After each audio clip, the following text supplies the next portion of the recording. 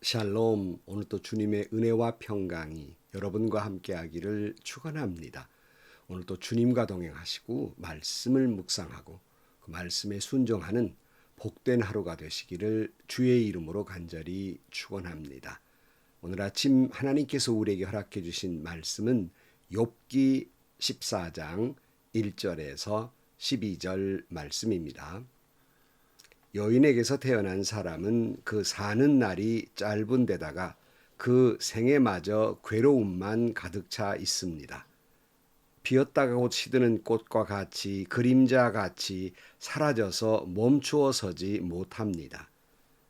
주님께서는 이렇게 미미한 것을 눈여겨 살피시겠다는 겁니까? 더욱이 저와 같은 것을 심판대로 데리고 가셔서 심판하시겠다는 겁니까? 그 누가 불결한 것에서 정결한 것이 나오게 할 수 있겠습니까? 아무도 그렇게 할 수 없습니다. 인생이 살아갈 날수는 미리 정해져 있고 그 달수도 주님께서는 다 헤아리고 계십니다. 주님께서는 사람이 더 이상 넘어갈 수 없는 한계를 정하셨습니다. 그러므로 사람에게 눈을 돌리셔서 그가 숨을 좀 돌리게 하시고 자기가 살 남은 시간을 품꾼만큼이라도 한번 마음껏 살게 해 주십시오. 한 그루 나무에도 희망이 있습니다. 찍혀도 다시 움이 돋아나고 그 가지가 끊임없이 자라나고 비록 그 뿌리가 땅 속에서 늙어서 그 그루터기가 흙에 묻혀 죽어도 물기운만 들어가면 다시 싹이 나며 새로 심은 듯이 가지를 뻗습니다. 그러나 아무리 흰샘 사람이라도 한 번 죽으면 사라지게 되어 있고 숨을 거두면 그가 어디에 있는지도 모르게 됩니다. 물이 말라버린 강처럼 바닥이 드러난 호수처럼 사람도 죽습니다.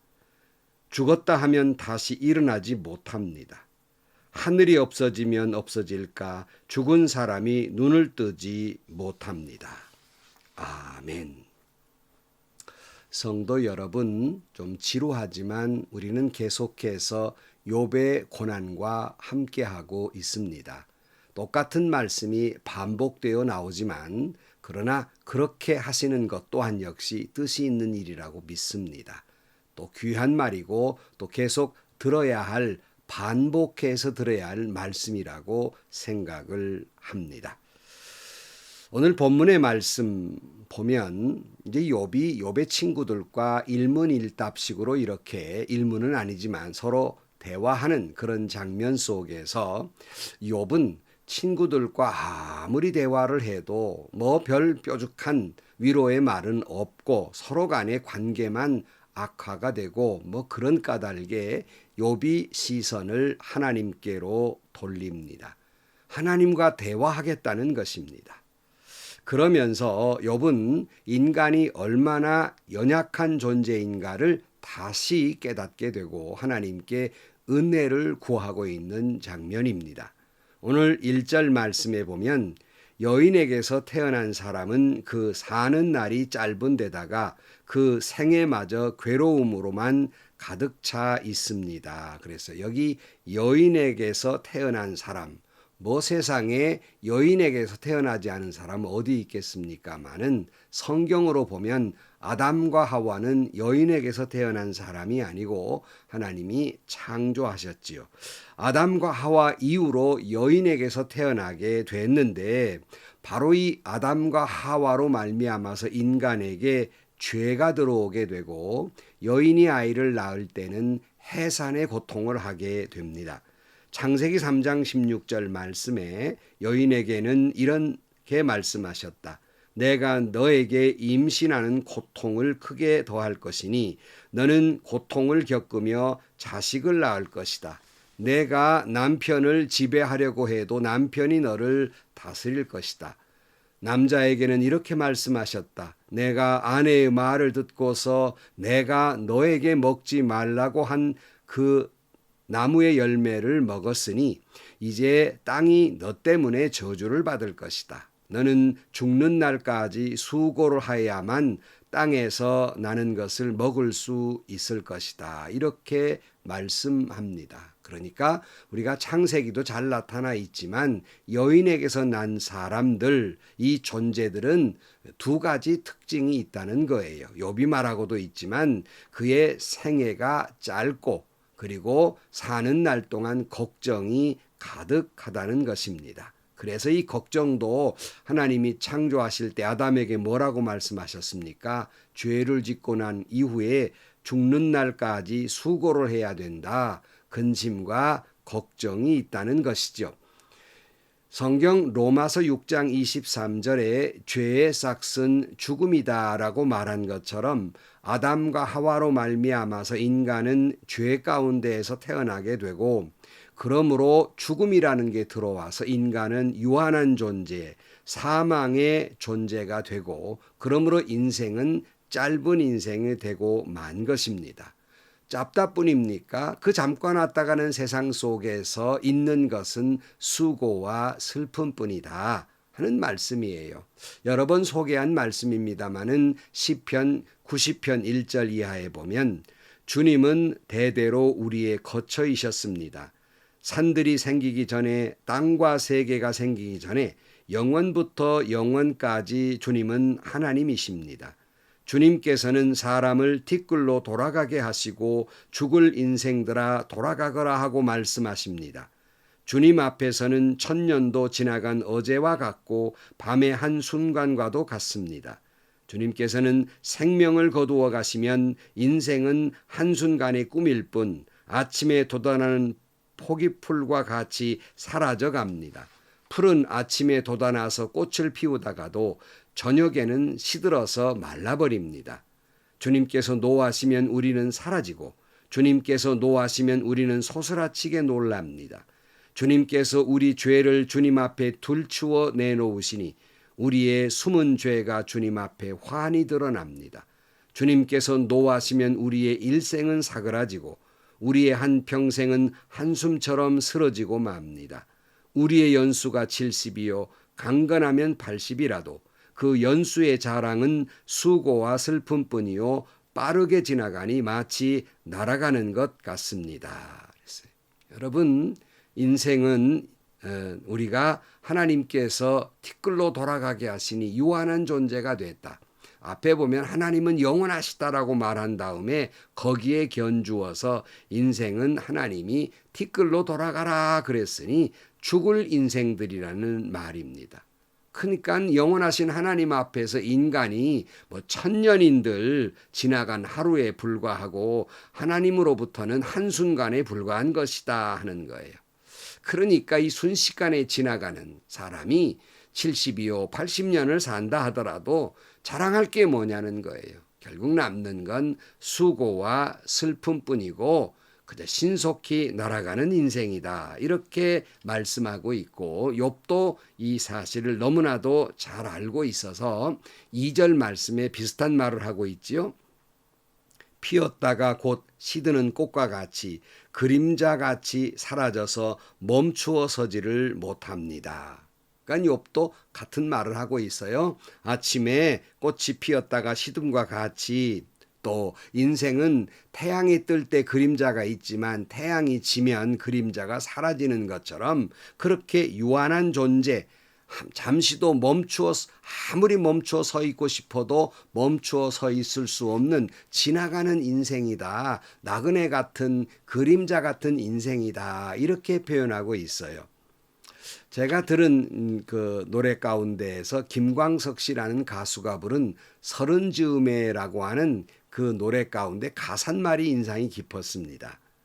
그 인생을 이렇게 그는 노래하고 있어요. 내가 떠나보낸 것도 아닌데 내가 떠난 것도 아닌데 괜시리 또 하루가 멀어져 간다는 거예요. 매일매일 세월과 이별하면서 살아간다. 이렇게 말하고 있어요. 맞습니다. 우리 모든 인생은 이 순간순간이 계속 휙휙 지나가고 있는 겁니다. 앞에서 욥은 인생의 짧음을 여러 가지로 표현하고 있지요. 마치 배틀북처럼 빨리 지나가 버리고 만다. 하나님 앞에 한순간에 불과하다는 말을 욥기 9장 25절 이하에 말하고 있지 않습니까? 내 일생이 달리는 경주자보다 더 빨리 지나가므로 좋은 세월을 누릴 겨를이 없습니다. 그 지나가는 것이 갈대배와 같이 빠르고 먹이를 덮치려고 내려오는 독수리처럼 빠릅니다. 온갖 불평도 잊어버리고 슬픈 얼굴빛을 고쳐서 애써 명랑해 보이려고 해도 내가 겪는 이 모든 고통이 다만 두렵기만 합니다. 그러나 주님께서 나를 죄 없다고 여기시지 않으실 것임을 압니다. 주님께서 나를 정죄하신다면 내가 무엇 때문에 이렇게 애써서 헛된 수고를 해야 합니까? 그랬어요. 여러분, 아무리 행복해지려고 해도 짧은 인생 가운데 그 행복 누릴 겨를도 없이 빠르게 지나가 버리고 이처럼 수고와 슬픔뿐인 인생 속에서 하나님께서 나를 죄를 책망하신다면 내가 뭐 때문에 이 허무한 인생 더 이상 살아갈 일이 있겠습니까? 뭐 이런 표현이에요. 오늘 본문으로 돌아가서 3절에도 보면 주님께서는 이렇게 미미한 것을 눈여겨 살피시겠다는 겁니까? 더욱이 저와 같은 것을 심판대로 데리고 가셔서 심판하시겠다는 겁니까? 그 누가 불결한 것에서 정결한 것이 나오게 할 수 있겠습니까? 아무도 그렇게 할 수 없습니다. 인생이 살아갈 날수는 미리 정해져 있고 그 달수도 주님께서는 다 헤아리고 계십니다. 주님께서는 사람이 더 이상 넘어갈 수 없는 한계를 정하셨습니다. 그랬어요. 욥의 항변은 이것이지요. 이처럼 잠깐 지나가는 하나님께서 다 한계를 딱 정해놓고 계시는데 그것도 수고와 슬픔과 괴로움으로 가득 찬 인생, 이처럼 미미한 인생을 그렇게 자세히 살펴보셔서 내 젊은 날의 그 잠깐 실수도 내 걸음마다 자욱마다 다 살피셔서 죄를 물으시고 심판하시려 한다는 거예요.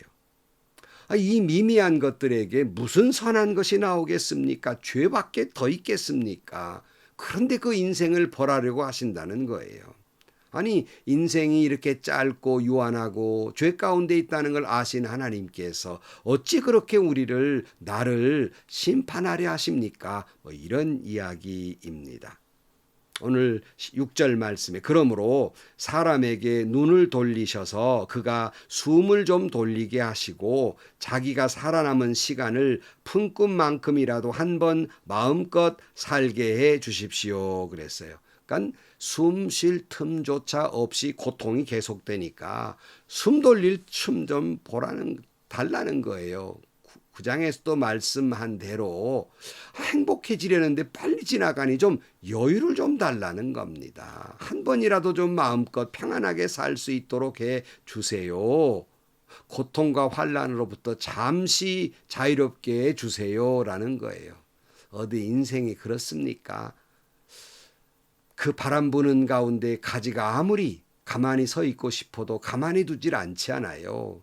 계속 흔들어대는 것들이 계속 있는 거지요.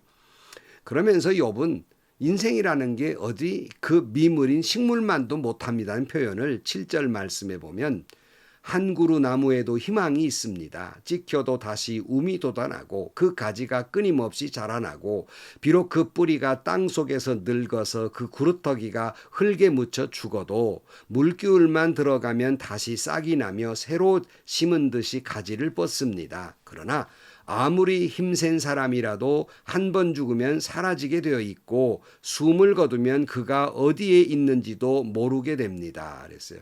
그러니까 욥은 인생이 나무만도 못하다는 거예요. 나무는 자라다가 찍혀도 이 밑에 그 그루터기가 있어서 움이 나면 자라고 가지가 끊겨도 새로 가지가 나고 뿌리가 늙어도 죽은 것 같은데 그루터기 속에서 물기운이 돋아나고 싹이 나고 새로 심은 것처럼 뻗는데 어찌 인생은 한 번 죽으면 끝이 아닙니까? 인생은 나무만도 못한 존재입니다. 이런 말이에요. 며칠 전에 어느 분하고 점심을 하다가 바닷가의 카페에서 커피를 마시게 됐습니다. 마침 바다가 보이는 이런 창가에서 이 잔디밭이 넘어서 바다가 보이는데 그 안편에 아주 구부러지고 기울어진 소나무 한 그루가 있었습니다. 구불구불 자라났는데 오랜 풍파를 그리고 바닷바람을 견디느라고 굵은 줄기가 바다의 반대편 바람이 부니까 쓰러질 것 같이 그렇게 구불구불 자라나고 있었습니다. 그걸 이렇게 제가 보다가 같이 한 분께 이런 말을 했어요. 오랜 풍파를 견디면서 저 소나무는 잘도 자랐네요.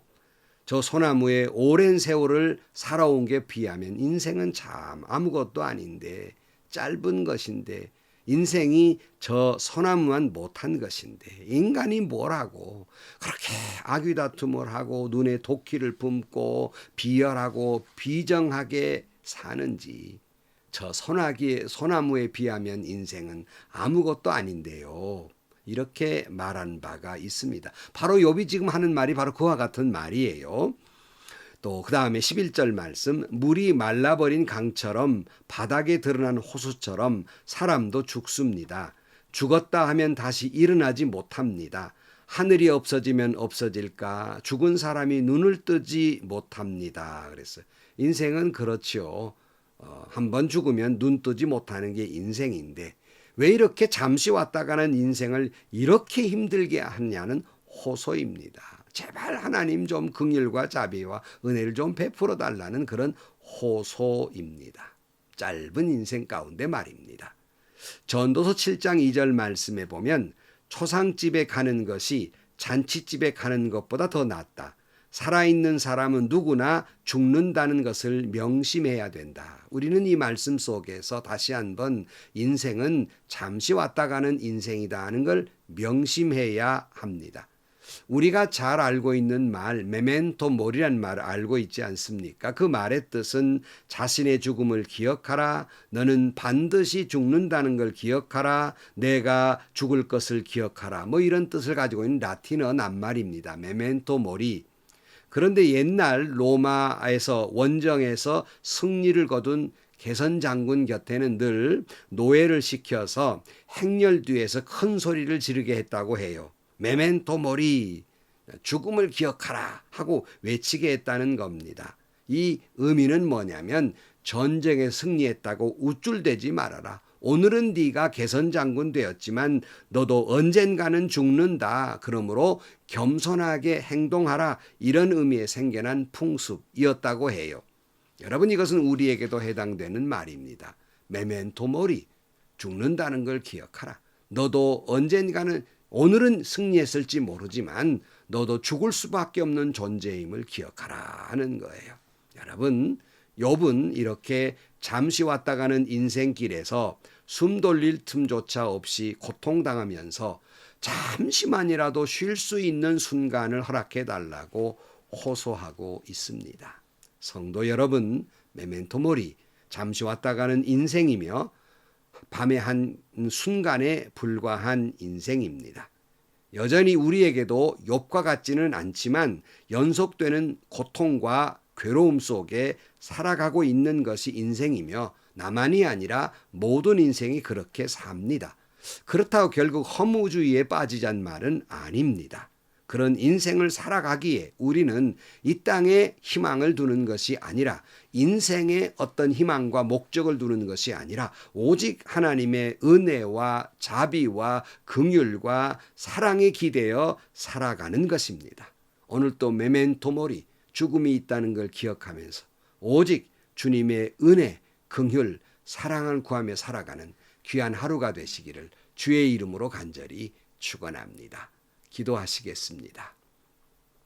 하나님, 메멘토 모리, 잠시 왔다 가는 인생임을 늘 기억하는 지혜로운 자들이 되게 하여 주옵시고, 잠시 왔다 가는 인생 가운데 있는 것은 수고와 슬픔뿐이요 괴로움뿐인 인생의 여정길에서 오직 그러기에 하나님의 은혜와 긍휼과 자비와 사랑이 절실히 필요함을 깨닫고 주 안에 있는 그 은혜를 기대면서 오늘 또 하루하루를 살아가는 믿음으로 승리하는 저희 모두가 되게 하여 주옵소서. 예수님의 이름으로 기도하옵나이다. 아멘. 여러분, 저도 40년 가까운 목회를 마치고 이제 은퇴의 삶을 살아가고 있습니다. 이렇게 빨리 지나갔나 하는 것을 절실히 느끼며 살아가고 있지요. 죽음도 그렇게 빨리 우리에게 다가올 것입니다. 메멘토 모리, 죽음이 있다는 걸 기억하면서 이 고난의 세월 속에 살아가면서 그러기에 절실히 예수님의 사랑, 하나님의 은혜가 절실히 필요한 인생입니다. 그 사랑, 그 은혜를 붙들고 살아가는 오늘 하루가 되시기를 주의 이름으로 축원합니다. 오늘도 행복하시고요. 오늘도 좋은 일이 가득한 하루가 되시기를 주의 이름으로 간절히 축원합니다.